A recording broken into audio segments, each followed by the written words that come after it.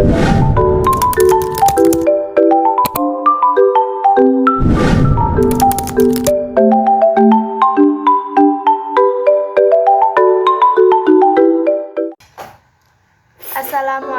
warahmatullahi wabarakatuh. Perkenalkan, nama saya Nur Anita Aryani dengan NIM 202401010408.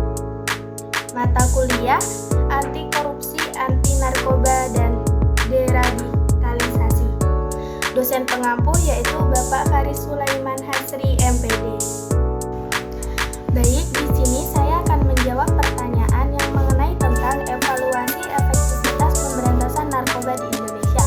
Yang mana pertanyaannya, berbagai kebijakan telah dilakukan pemerintah untuk memberantas narkoba, mulai dari penindakan hukum hingga rehabilitas pengguna.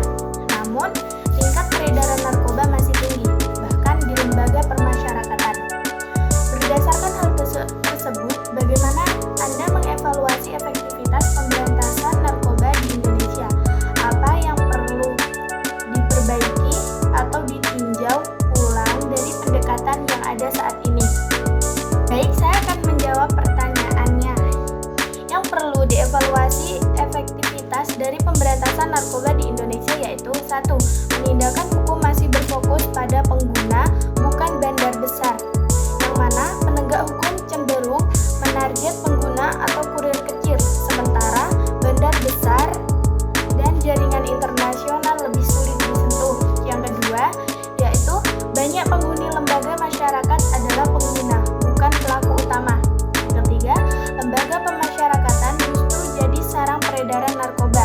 Faktanya bahwa narkoba masih banyak ditemukan di lapas, menunjukkan lemahnya pengawasan internal dan kemungkinan adanya keterlibatan oknum lapas yang over kapasitas juga memperburuk kondisi rehabilitas dan pengawasan.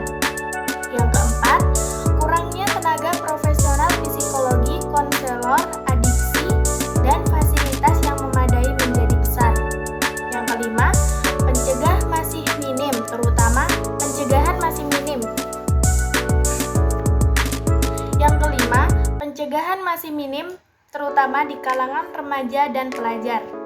Dan yang perlu diperbaiki atau ditinjau ulang yaitu yang pertama, reformasi sistem kemasyarakatan. Kedua, penataan ulang sistem lapas termasuk pengawasan berbasis teknologi, CCTV, blok khusus narapidana narkoba, serta pemberantasan korupsi di dalamnya. Ketiga, yaitu integrasi layanan kesehatan mental dan adiksi puskesmas serta rumah sakit umum. Keempat, eduksi bahaya narkoba harus masuk ke kurikulum sekolah dan program komunitas secara rutin. Yang kelima, melibatkan tokoh masyarakat dan influencer dalam kampanye pencegahan. Kesimpulannya yaitu pemberantasan narkoba di Indonesia masih belum efektif karena terlalu menekankan penindakan terhadap pengguna dan belum optimal dalam rehabilitas serta pencegahan. Pemerintah perlu mengubah pendekatan menjadi lebih holistik dan berbasis kesehatan masyarakat serta memperkuat pengawasan internal lembaga pemasyarakatan. Baik, mungkin hanya itu yang dapat saya sampaikan. Sekian dari saya. Wassalamualaikum warahmatullahi wabarakatuh.